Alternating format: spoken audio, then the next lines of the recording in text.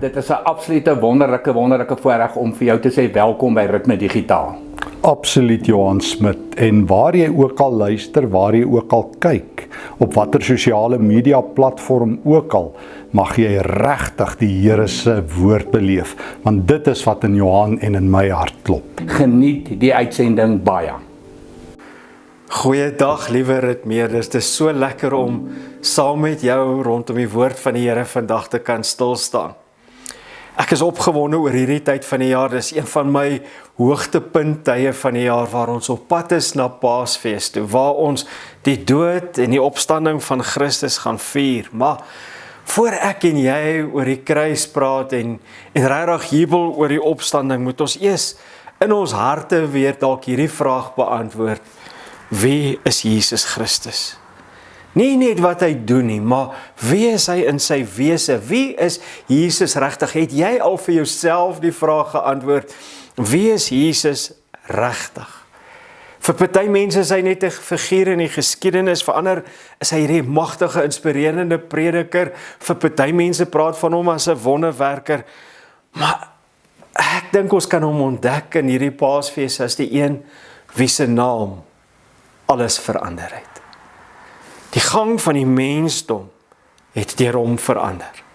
En die Bybel gee aan hom baie name wat deel van sy hart en van sy karakter en sy wese aan ons openbaar, en elkeen wys vir ons iets wie hy is. En ek gaan net vinnig ter inleiding so 'n paar vir jou noem.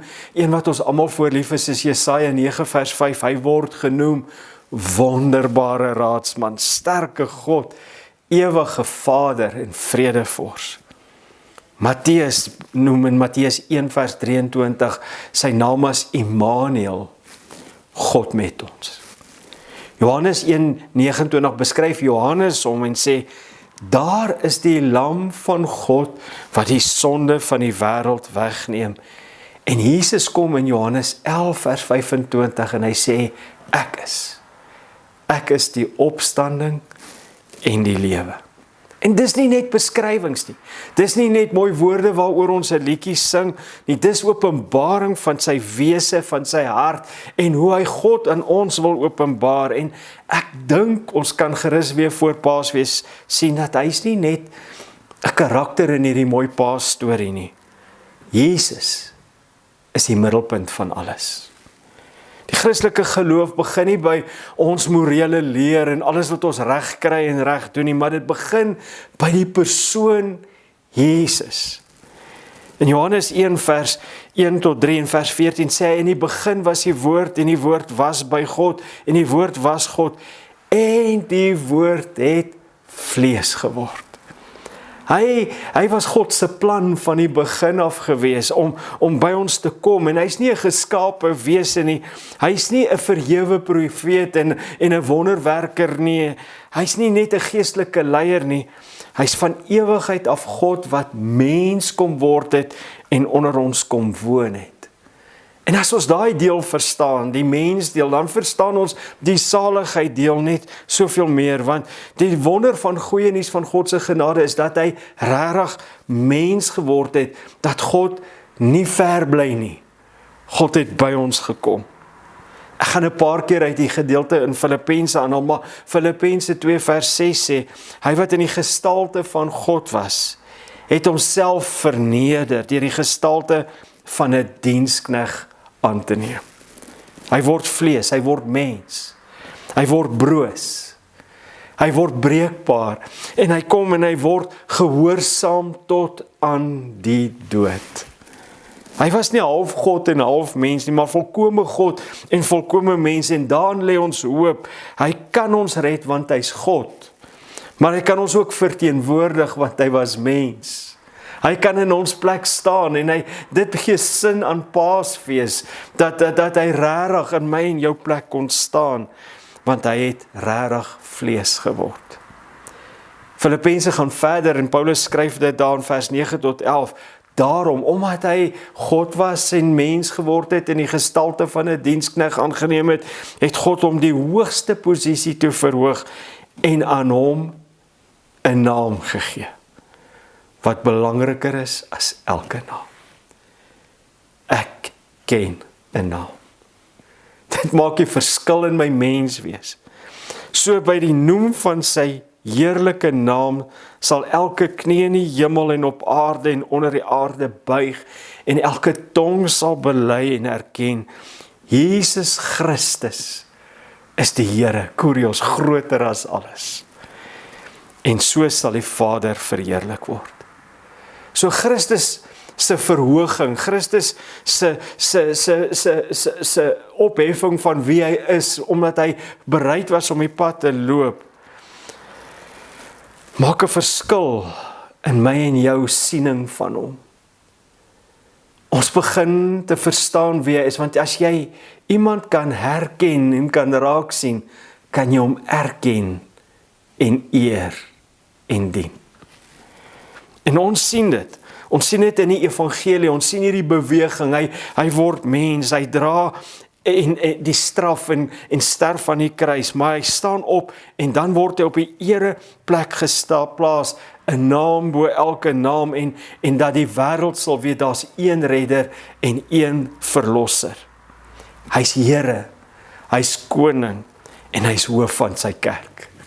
Efesiërs beskryf dit vir ons in Efesiërs 1 en hy het hom laat sit aan die regterhand, hoor hierdie woorde, ver bo elke owerheid en mag.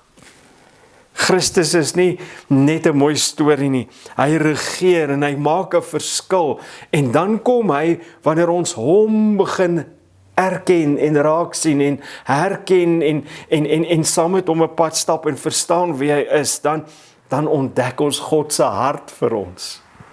Dis wat Paasfees doen, hy kom en red ons en verander ons en verlos ons, hy kom wys God se hart van genade vir die totale mensdom. Kolossense 1 en ek gaan baie skrif aanhaal vandag. Kolossense 1 vers 15 sê, hy is die beeld van die onsigbare God. Alle dinge is deur hom en tot hom geskape. Dis waar ons duidelik sien hy's meer as 'n naam. Dis waar ons duidelik sien hy's deel van die goddelike drie-eenheid en hy openbaar God se hart aan ons. En dan gaan ons terug na wat Johannes van hom gesê het en die woord het vlees geword en by ons kom woon en ons het sy heerlikheid duidelik gesien. 'n Heerlikheid soos die van die enigste seun van die Vader. Hoor wat is hy? Vol van wonderlike goedheid en waarheid. Vol van genade. Wie Jesus sien God.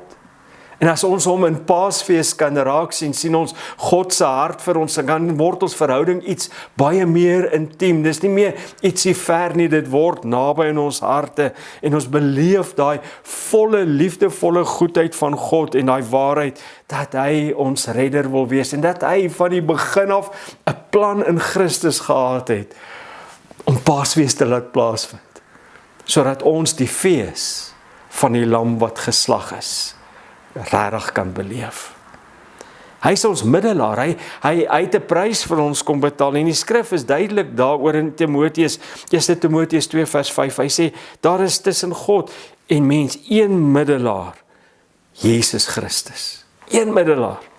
Handelinge sê, daar's geen ander naam onder die hemel en op aarde waardeur ons gered kan word nie. Dis nie arrogant nie, daar is net een naam. In hierdie tyd waar kerkleiers en godsdienstiges redeneer oor, daar is baie wat eintlik saamvloei, dan moet ek en jy vandag by Paasfees se inleiding stil staan en sê, ons as gelowiges staan vas. En ons glo dit met ons hele hart en ons hele wese. Daar is net een naam deur wie ons gered kan word. En nou gaan ek vreeslik nostalgies klink, maar hoor dit net uit my hart uit, want dit is opreg uit my hart uit. Sy naam bring regtig verlossing. Daar's regtig net genesing in een naam. Daar is regtig net bevryding in een naam. Nie sogenaamde bevryders nie, een bevryder. Daar is een wat hoop gee, nie net stories van hoop nie, maar wat werklik waar hoop in ons lewens, in ons lyding, in ons storms en in ons stap inbring. En is nie 'n towerformule nie, hy het 'n prys betaal om dit vir ons te bewerk, en hy het gesag om dit aan ons te gee, en in sy naam word hierdie dinge vir ons regtig 'n werklikheid. Wanneer sy naam uitgespreek word, is dit nie net 'n klank nie, dis 'n koninkryk. Dit maak 'n verskil. Die vraag is, wie sê ek en jy is hy? Jesus vra die vraag, hy praat met sy disippels, hy kan sien, hulle hou van die wonderwerke, hulle kan sien, hy hou daarvan as hy vir die skares kos gee en mense gesond maak en hulle dink, hy gaan hulle verlos van die Romeinse juk en hulle het allerlei stories en dan kom hy in Matteus 16 en hy sê, maar julle, wie sê julle is ek? En dan kom hierdie antwoord. Hierdie antwoord kom vir ons, U is die Christus, die Seun van die lewende God. En die kerk staan en val daarby. Gelowiges staan, ons redeneer nie daaroor nie, ons onderhandel nie daaroor nie, want dit kom nie uit programme en uit ervarings en 'n klomp emosies en 'n klomp tradisies nie, maar dit is by hierdie belydenis wat ek en jy in Paastyd gaan stil staan. Wanneer ons by 'n kruis staan, staan ons stil daarby. Ons dra nie net kruisies om ons nek nie, ons verstaan.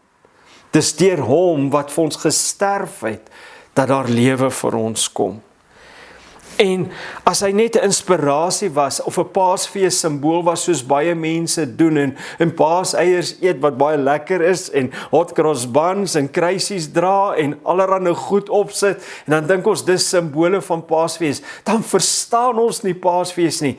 Dit is die naam bo elke naam wat vir ons gesterf het, en mag elke versiering, en elke dingetjie wat mense doen, jou teruglei na die naam bo elke naam, die een wat vir ons gesterf het, maar wat vir ons opgestaan het, sodat ons lewe kan hê. Hy's regtig die Paaslam. Regtig die Paaslam wat verlossing bring. En ons kan hom herontdek as die naam bo elke naam. So terug na my tema toe. Ek ken 'n naam. Ek ken 'n naam wat nie net 'n klank is nie, maar 'n persoon is. As ek mag nostalgies raak uit die kerkagtergrond wat ek kom, met iemand enige liedjie gesing wat tot vandag 'n refrein is in my hart en in my denke, en ek raak nogal emosioneel oor hom, ek mag nou maar bieg terwyl ek op kamera is rondom dit. Hy het 'n lied gesing en gesê, ek ken 'n naam ver bo alle name, en dan sing hulle, dit roer my siel wanneer ek dink aan Jesus. Dit doen iets hier binne in my wanneer ek verstaan, hy's 'n persoon, hy's die hart van God, hy's die plan van God, hy bring vir my waarlik lewe, en by die noem van sy naam verander daar dinge in my menswees, en binne in my uitkyk en binne in my prentjie van 'n wêreld wat heeltemal donker en soms te mekaar is. Hy's die enigste middelaar. Hy's die verreëse Christus. En voor ek by die kruis kniel, bely ek eers weer wie daar hang. Jesus, die verlosser, die lam wat die sonde van die wêreld af wegneem. Ek wil net sê, Jesus Christus is die naam bo elke naam. Met Paasfees vind daar regtig 'n verandering plaas. Met Paasfees tot en met Paasfees was daar name genoem wat sou kom, en sy naam was genoem, en hy gaan dit wees en dat wees, maar met Paasfees word en wees en is hy vir ons alles wat in sy naam beloof was. Met Paasfees word ons verlossing, ons redding en ons hoop 'n werklikheid. So voor ons by Golgotha kom, voor ons by 'n leë graf staan, kom ons fokus op hom. Kom ons fokus op Jesus met ootmoed en met liefde en verwagting vir dit wat hy vir ons gedoen het en vir ons wil doen en dit wat hy vandag in jou lewe kan doen. Hebreërs 12 vers 2 sê dit vir ons mooi, sê, laat ons oog op Jesus hou. Weet jy wat gebeur wanneer ons oog op hom hou vir wat hy is en vir wie hy is, dan plaas ons fokus in ons harte weer duideliker op hom, maar wanneer hy vir ons duideliker word, dan word die impak van wat hy vir ons beloof het en wat sy naam vir ons inhou, net groter. Dan buig ons neer en ons aanbid hom. Terwyl ek hier aan hierdie voorberei het, het dit my in my hart aangegryp. Ek ken regtig 'n naam wat kosbaarder is ver bo almal. Matteus 1, en ek gaan hiermee begin afsluit, vers 20 en 21 is die kindjie wat sy dra, praat hy met Maria, en hy sê, is verwek deur die Heilige Gees, en jy sal aan 'n seun geboorte gee, en jy moet hom Jesus noem, want dit is hy wat sy volk van hulle sonde gaan verlos. Die naam van Jesus, wat groter is as alles, vat ons op 'n reis, op 'n saamstap met hom, wat ons lewe impakteer en wat ons doen en late verander en wat ons in hierdie wêreld hoop gee. En ek wil jou aanmoedig, donker tye, oefen dit bietjie om dit net te noem en sit net weer sy naam op jou lippe, want dit is meer as 'n naam. Dit is God se hart. Dit is God se plan. Dit is God se verlossing. Dit is God se hoop in hierdie donker wêreld. So waar jy beweeg, waar jy is in jou eie journey met God, waar jy is in jou journey met jou liggaam, of jou journey met jou familie, of met jou werk, of met werkloosheid, of met donker tye, of met eensaamheid, is ek en jy nooit uitgelewer nie. Want ons ken nie net 'n naam nie. Hy woon binne in ons, deur sy Heilige Gees. En hy rig ons lewens, en hy stap saam met ons, en hy help ons, en hy dra ons. So voor Paasfees, kom ons plaas weer ons oë op hom. Ons sien hom as ons redder en ons verlosser, maar ons laat toe dat sy naam net weer nuwe betekenis in ons harte kry. Kan ek en jy saam bid? Hemelvader, dankie dat aan ons die lam van God gegee is, wat ons sonde wegneem. Dankie dat elke benaming en benoeming in die woord betekenis vir ons het. Dat Immanuel vir ons 'n werklikheid geword het deur die graf en deur die opstanding, dat ons nie vir een oomblik alleen hoef te wees nie. En dankie dat U naam op ons lippe vir ons betekenis het, en dat dit ons leefwêreld kan impakteer, en dat dit 'n verandering kan bring, en dat ons kan sien dat U aktief betrokke is in elke faset en elke dag van ons lewens. Dankie dat ons hierdie naam kan ken en in verhouding met hom kan staan, en dat ons met vrymoedigheid Jesus oor ons lippe kan sê. Ons dankie daarvoor. Amen. Wat 'n voorreg dat Johan en ek vanaand ook saam by hierdie afsluiting van hierdie boodskap kan gesels. Vanaand se boodskap was opbouend en kragtig, dit was die Here se woord. En dankie vir elke stukkie ondersteuning wat jy vir ons gee. Dis vir ons 'n motivering, dis vir ons 'n inspirasie om aan te hou en nogmaals aan te hou, om die Here se woord vir jou te bring. Dankie vir jou finansiële betrokkenheid, dankie dat jy ook jou beursie oopmaak. Op daai manier jou hart ook vir ons wys om hierdie prakties moontlik te maak. Ja, en die woord is nie net vir kyk nie, die woord is vir doen. En een van die maniere hoe is dat ek ook 'n verspreider, 'n woordverspreider, 'n goeie nuusverspreider word. Gee asseblief hierdie boodskap verder aan. En dan van my en Stefan se kant, albei van Ritme se kant, 'n wonderlike week vir jou verder.